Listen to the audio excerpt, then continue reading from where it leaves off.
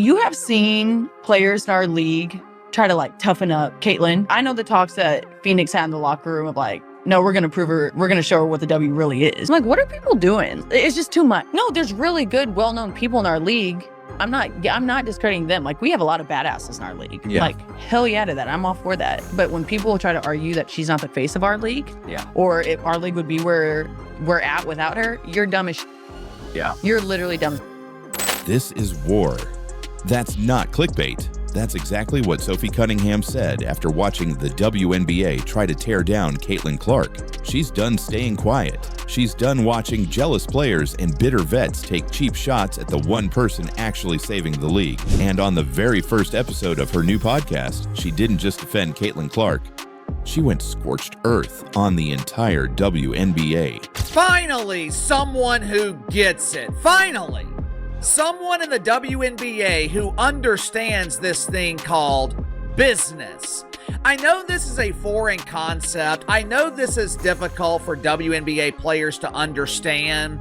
I know they feel like they're entitled to be overpaid. I know they feel like they are owed a paycheck, but the WNBA does not exist to lift you out of poverty. David Stern did not create the WNBA to give women opportunities. If you're sick of the Caitlin Clark hate, comment "We stand with Caitlin" right now, because Sophie's message was loud, raw, and impossible to ignore. Sophie Cunningham didn't tiptoe around the issue. She took a flamethrower to it.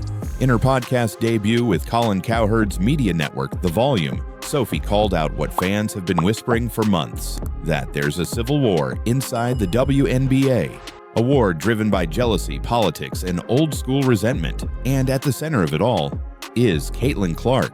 You have seen players in our league try to like toughen up Caitlin. I know the talks that Phoenix had in the locker room of like, no, we're going to prove her, we're going to show her what the W really is. I'm like, what are people doing? It's just too much. Now let's be clear, Sophie isn't just Clark's teammate. She's her bodyguard on the court, her ride or die. And when the media tried to act like Clark's rise was just a PR stunt, Sophie exploded. She called out the media's hypocrisy. She called out the players plotting to humble Caitlin. And most of all, she called out the league for refusing to protect the very star that's keeping it alive. Today, Sophie. If they didn't like you then, they sure aren't going to like you now. Sophie Cunningham has been making waves with the new podcast that she is now featured in, courtesy of The Volume. Sophie Cunningham letting it all out and not holding back one bit. Let's break down exactly what Sophie said and why it has the entire WNBA on edge. First, Sophie addressed the biggest lie going around, that Caitlin Clark isn't the face of the league. Her words: "If you think Caitlin Clark isn't the face of the WNBA, you're dumb." Why bully the person who is like not 100% responsible, but like has a huge role in growing your sport? Dude, and it literally like pisses me off when people are like, she's not the face of the league. Who would be? What? No, there's really good, well-known people in our league. I'm not discrediting them. Like, we have a lot of badasses in our league. Yeah. Like, hell yeah to that. I'm all for that. But when people try to argue that she's not the face of our league, or if our league would be where we're at without her, you're dumb as Yeah. You're literally dumb. That's not opinion. That's scoreboard. Before Clark entered the league, top WNBA games barely cracked 500,000 viewers. With Clark, try over 2 million regularly. Her games outdraw NHL playoff games, MLB broadcasts, sometimes even NBA matchups. And it's not just TV, it's ticket sales. The Indiana Fever now sell out every game. Even road teams are moving matchups into NBA arenas just to meet demand. She has surpassed everybody in the amount of time that she has played in the WNBA. She fills up every arena in every town that she goes to. Teams have to go to bigger arenas so that they can try to profit off the Caitlin Clark train coming to town. Then she gets drafted to the Fever, and what she has done for this city and for this team is unbelievable. Obviously, last year at the beginning of the season, nobody wanted to believe, okay? They still don't. There's a lot of people that still think there's a lot of other. She is the one. Okay, and it pisses off everybody whenever we say it, and then obviously it becomes a whole thing because we're a bunch of doofuses and things like that. But like, this is the golden goose. This is the one. This is the generational, multi-generational player. And we're incredibly lucky that she's in Indianapolis. And don't forget, her jersey outsold every NBA and NFL player within hours of being drafted. Sophie wasn't being disrespectful, she was being honest. Clark isn't just a player, she's a movement. But when someone tried to say, maybe Sabrina Ionescu was the real face of the WNBA, Sophie didn't hesitate. No, she said, not out of hate, out of truth. Who would be? What? Sabrina? No. No, there's really good, well-known people in our league. I'm not discrediting them. Like, we have a lot of badasses in our league. Yeah. Like, hell yeah to that. I'm all for that. But when people try to argue that she's not the face of our league, Yeah. or if our league would be where we're at without her, you're dumb as shit. Because Sabrina's a great player, but she doesn't move numbers like Clark. She doesn't move culture like Clark. And yet, instead of embracing that, the league keeps resisting it. Why? Because behind the scenes, there's a growing resentment. But that's just not how capitalism works. The WNBA was created for one reason and one reason only: make money, which is something this unmonetizable turd has failed to achieve in the last 30 years. To make matters worse, when they finally had the opportunity to turn a profit, when they finally had the opportunity to shift from pesos to dollars, when they stumble upon the golden goose, the cash cow, instead of milking the money out of the cash cow, jealous WNBA players, they try to butcher it. Someone please make it make sense. Sophie admitted what no one else would say out loud, that some teams have made it their mission to humble Caitlin Clark. She said Phoenix's locker room literally had meetings about showing her what the W is. And yes, rookies always get tested, but this is different. This is targeted. This is personal. You have seen players in our league try to like toughen up Caitlin. I know the talks that Phoenix had in the locker room of like, no, we're going to prove her, we're going to show her what the W really is. I'm like, what are people doing? It's just too much. It's not about making Clark tougher. It's about knocking her down, because some veterans see her rise not as an opportunity, but as a threat.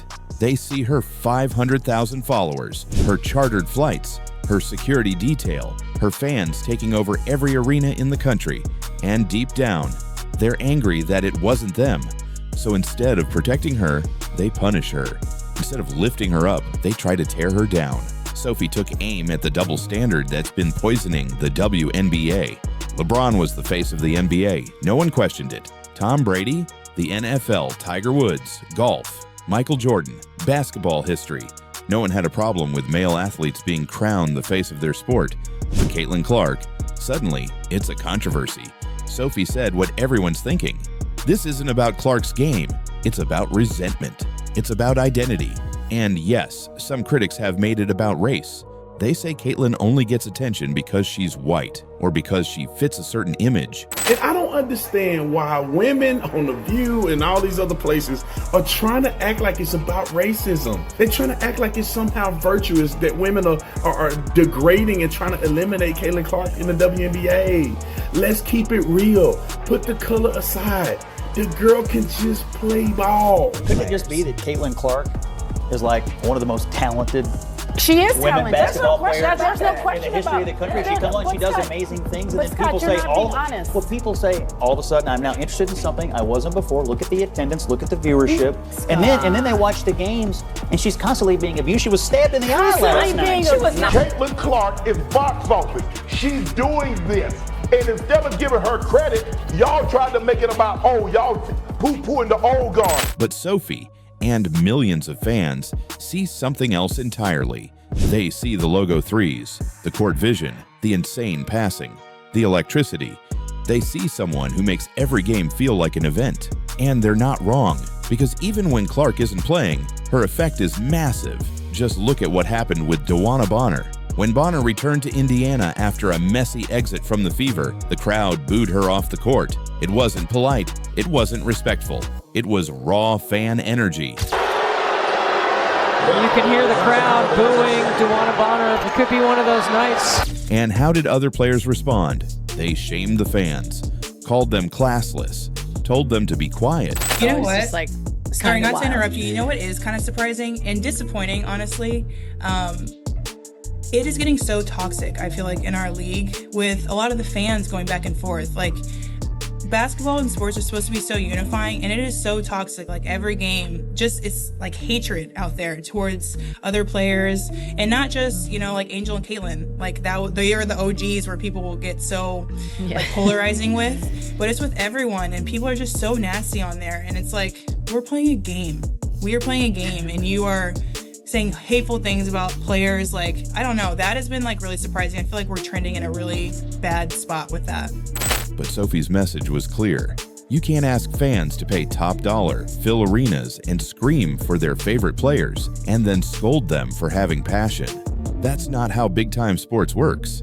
And that's what the old guard doesn't understand. Caitlin Clark brought real fans, real emotions, real stakes, and Sophie. She's one of the only players in the league fighting to protect it. At just 22 years old, Caitlin Clark carries the weight of an entire league. Every game, every headline, every shove and flagrant foul. And through it all, she stays calm, focused, composed. But behind her is Sophie. On the court, she's throwing elbows and setting hard screens. Off the court, she's throwing verbal punches and exposing league politics. Because Sophie understands the truth no one wants to face. This isn't just about one player, it's about the future of the WNBA. Without Clark, those TV deals vanish. The charter flights disappear. The sold-out arenas go back to empty seats.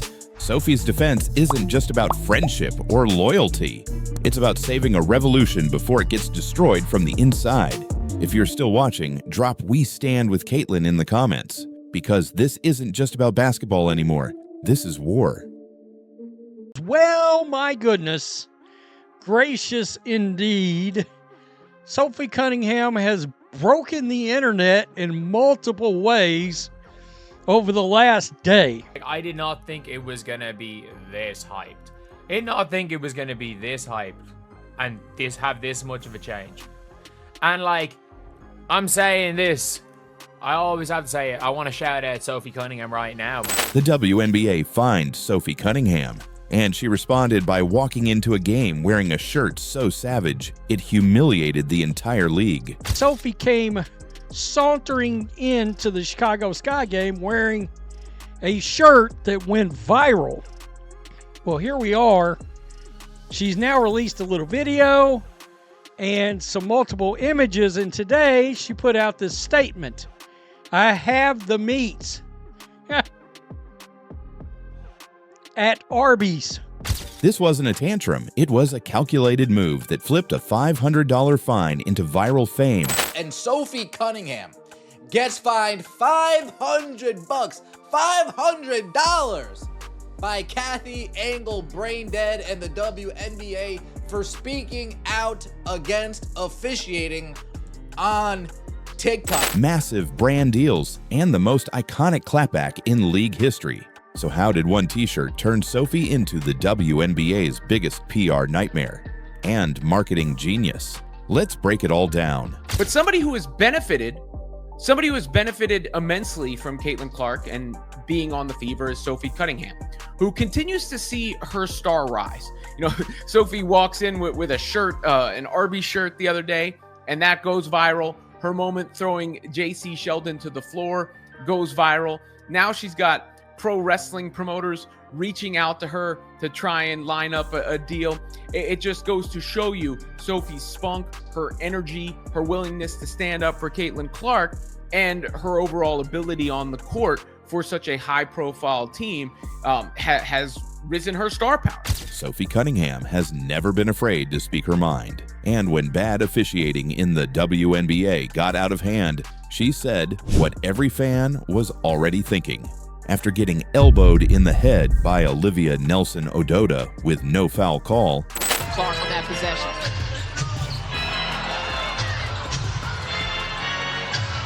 after getting grabbed by the neck by a Sparks player with, again, no whistle, Sophie had enough. So she posted a TikTok.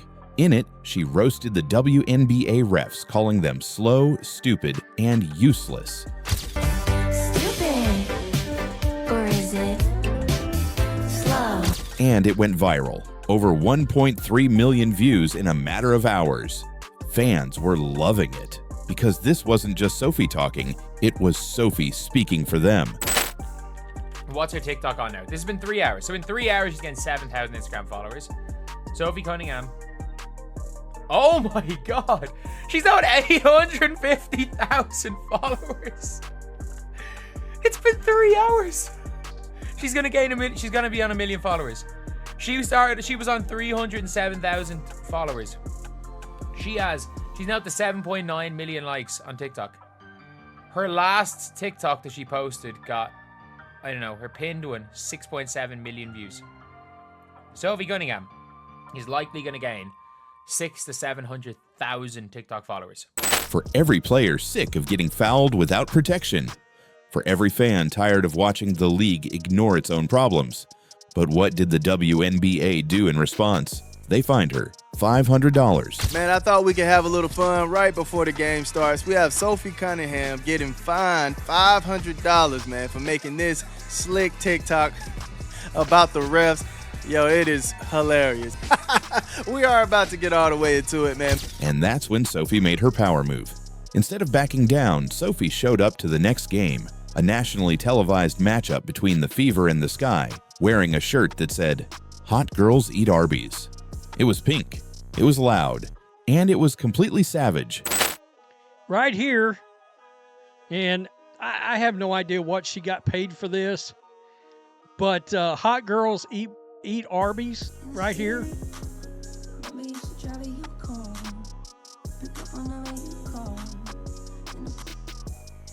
I decided to turn that down. I don't know if that's a song that's going to get copyrighted or not. But she put this out. And this entire thing has broken the internet. But this wasn't random. This was planned. Months earlier, Sophie had posted a video reviewing Arby's food and loved it. That was the setup. This was the punchline. Because when Sophie rocked that shirt on Barbie night, the internet exploded. TikTok, Twitter, Instagram, all over it. The moment instantly became iconic. Arby's corporate account called her an unapologetic queen. Officials Arby's social media site answered her and said, "Hell yeah, you do." Oh, man. That's hilarious. That the official Arby's site social media account would say, "Hell yeah, you do." Her teammate Lexi Hull chimed in, "She has the meats." Fans were reposting the image like it was a rallying cry. That shirt wasn't just an outfit, it was a message. I don't care about your fine, I care about being real. Now here's where it gets crazy. That $500 fine. It became the best investment Sophie ever made. So I feel like it was just a buildup of things. There was a lot of stuff. Tensions were high. That was the moment for Sophie to commit a hard foul, and she did that. And most of the world agreed with her. Most of the world was fed up with everything that was going on the court. They're fed up with the refs. They're fed up with the physicality getting to a point where players can get injured. And a lot of people were like, you know what? Finally, there's an enforcer on the court. People were calling her a hero, and her jersey completely sold out overnight. And this was something that I predicted. After her TikTok roasting the refs, she gained over 1 million followers. After the Arby's shirt went viral, she gained another 700,000 in just 3 days. Her TikTok went from 300,000 to over 1.7 million followers, almost overnight. Jersey sales through the roof. Brand deals flooding in. She didn't just make back that $500. She turned it into millions in exposure, influence, and income. All because she refused to stay quiet. All because she dared to be herself. Sophie didn't get punished. She got paid. It didn't stop there. Sophie's savage stunt caught the attention of Jeannie Buss, owner of the Los Angeles Lakers and founder of Women of Wrestling. Ever heard of somebody named Jeannie Buss? You may be like, who? The Lakers owner? Co-owner? Yeah, that Jeannie Buss. She has offered Sophie Cunningham a spot with WOW. You may be like, what's WOW? Women of Wrestling. Right here. At a Comic-Con panel, they called Sophie the enforcer of Caitlin Clark, someone who protects the game's biggest star and brings heat with every move. They said, "We'd love to have Sophie Cunningham in WOW." By the way, they were all at Comic-Con this last weekend, right here. But the owners of WOW, Women of Wrestling, have offered Sophie Cunningham a position.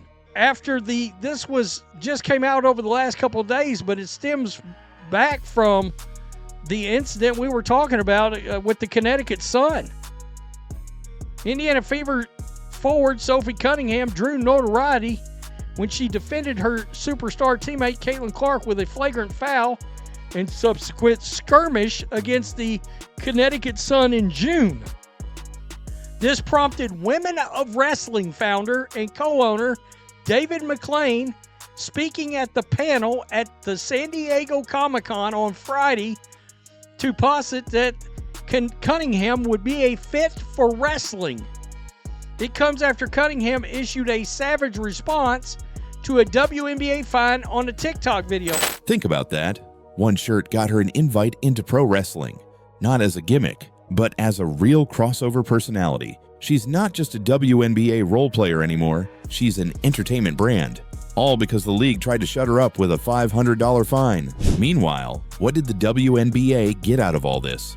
Nothing but bad press, angry fans, and a big fat reminder that they still don't get it. Instead of fixing officiating, they keep punishing players for calling it out.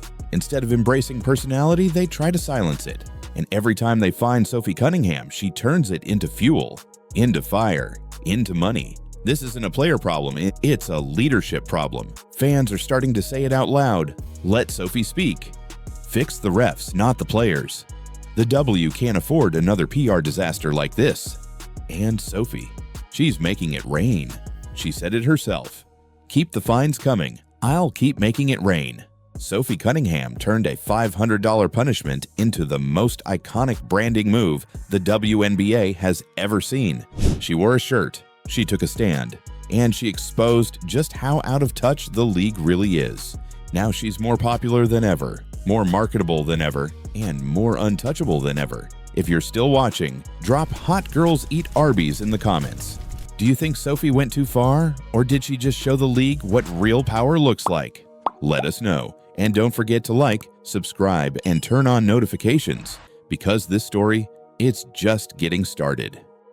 It looked like Napheesa Collier is in serious hot water after lying on Caitlin Clark on national television. Well, I'm here to tell you, Napheesa Collier just told on herself. I mean, she exposed herself as a liar, bro. I mean, she just let the cat out the bag. Caitlin Clark didn't say a word, but somehow she just humiliated Napheesa Collier in front of the entire world. And the cameras caught everything. So currently there's a clip going viral right now regarding Napheesa Collier. I have yet to watch it. We're going to watch it together. Now, it's in regards to the fans. And if this is scary, you got to understand this is not just a basketball player.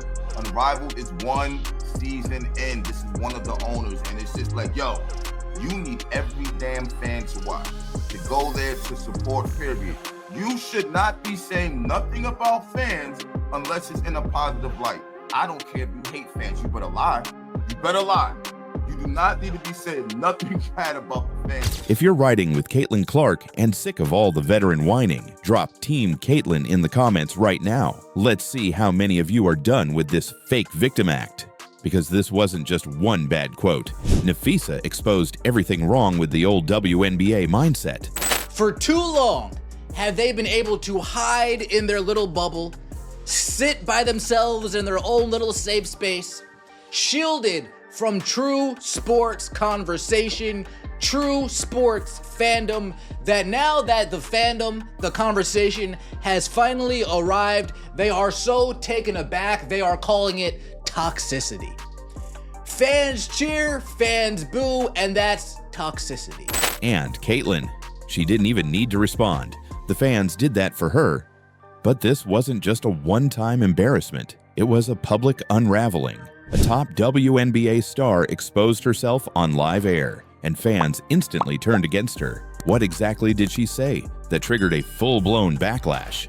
And why does Caitlin Clark come out looking like the winner? Nafisa Collier sat down with Sue Bird and Megan Rapinoe on their podcast. What was supposed to be a reflective discussion turned into a moment that lit the internet on fire. Collier, without naming names, called today's WNBA fan base toxic, complaining about hatred, polarization, and negativity in the league. You know what? Just like, Sorry, kinda not to wild. interrupt you. You know what is kind of surprising and disappointing, honestly?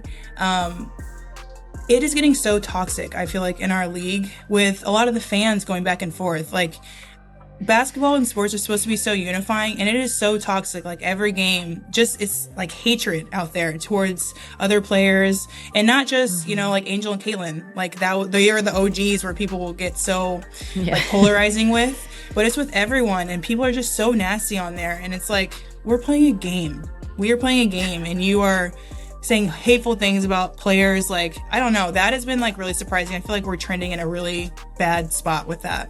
But viewers weren't buying it. Why? Because just days earlier, these same toxic fans were packing arenas and setting WNBA ratings records because of one person, Caitlin Clark. While Collier aired grievances, Caitlin Clark was busy packing stadiums, breaking attendance records, and selling out jerseys across the country. The Indiana Fever's games are now must-see events, not just in Indiana, but in every single city they visit. In contrast, Collier's Minnesota Lynx sit near the bottom in attendance despite their winning record. A team that plays in a 19,000-seat arena barely draws 9,000 fans a night, and that's with Collier as the face. So when she complained about fan hatred, fans fired back with numbers, receipts, and frustration. This wasn't toxicity. It was attention. It was passion. It was growth. Fans critique players, fans criticize how players play, and that's considered toxicity. And Nafisa Collier, and her most recent appearance on a podcast with Sue Bird and Megan Rapinoe, she reaffirms the belief that many newcomers to this league has had, that these players are just not ready for the spotlight to be shined on them. Collier may have expected support for her comments. Instead, she was met with criticism, even from former and current players. The message was simple. You asked for fans. Now you've got them. Why are you complaining? Former players like Courtney Williams explained that booing isn't hate, it's respect. And honestly, first of all, Sidebuzz, I know we're getting that. Courtney has the thickest skin of anyone I've ever met. She truly does not care what people think about her. Yeah. It's amazing. Yeah, that's a skill. That's a skill really I wish I had. Yeah. And it's not an act. She just really doesn't care. NBA stars like LeBron James and Kyrie Irving get booed every night. So do MLB and NFL legends. But they never called it toxic. The contrast became clear. Caitlin Clark embraces the noise. She plays through it. She feeds off it. Collier, she's collapsing under it. First and foremost, you want to talk about toxic? Because fans going back and forth, that's just words. That's just online. What about y'all? We watched y'all beat the shit out of a girl for a season and a half, to the point that she's not even playing right now. And she's the most important person in your league. We watched y'all eye gouge. We watched y'all choke slam Angel Reese. We watched y'all pull Angel Reese's hair. Like, what are we talking about? Y'all are down there damn near playing football with each other. Y'all are drop kicking people, elbow smashing people, clotheslining people. What are we talking about? People have lost their teeth messing around with this basketball league. I know you are not going to sit here and say it's the fans' fault. Hell, your own coach is toxic. Your coach, Nafisa, are you serious? In one podcast clip, Collier confirmed what fans feared, that some WNBA stars want the perks of fame without the pressure. Her words didn't just land poorly. They revealed a divide in the league between the old guard clinging to the past. In the MLB, in the NFL, in the NBA, a player returns, they get booed, we move on. A player demands a trade, gets traded, comes back, gets booed, and we move on. But here in the WNBA, this is a new concept. This is a foreign idea. Stop feeding into the nonsense like professionals in the other sports do. But the ladies within the WNBA are so bought into drama, they're so invested into the gossip around this league, they can't help themselves. So they see it all day, every day. They'll take two fans interacting in typical fan manners and say, oh my gosh, this is so toxic over here. And a new wave, led by Caitlin Clark, pulling the league into the spotlight. Collier's comments were supposed to unify the league. Instead, they drew a sharp line in the sand. And that line exposed a brutal truth. This league doesn't revolve around her anymore. Caitlin didn't clap back. She didn't respond in interviews. She didn't tweet. She just played. She dropped 30-point games. She smiled through boos. She sold out every arena she stepped in. And most importantly, she never blamed the fans. That's why fans love her. That's why the media covers her. That's why her jersey sells out and her face is everywhere. And that's why Napheesa Collier, without realizing it, handed Caitlin Clark the crown on live air. If you're still watching, comment 100% for Caitlin to show you ride with the new face of the WNBA. Because while others are whining in interviews, Caitlin Clark is quietly taking over the entire league.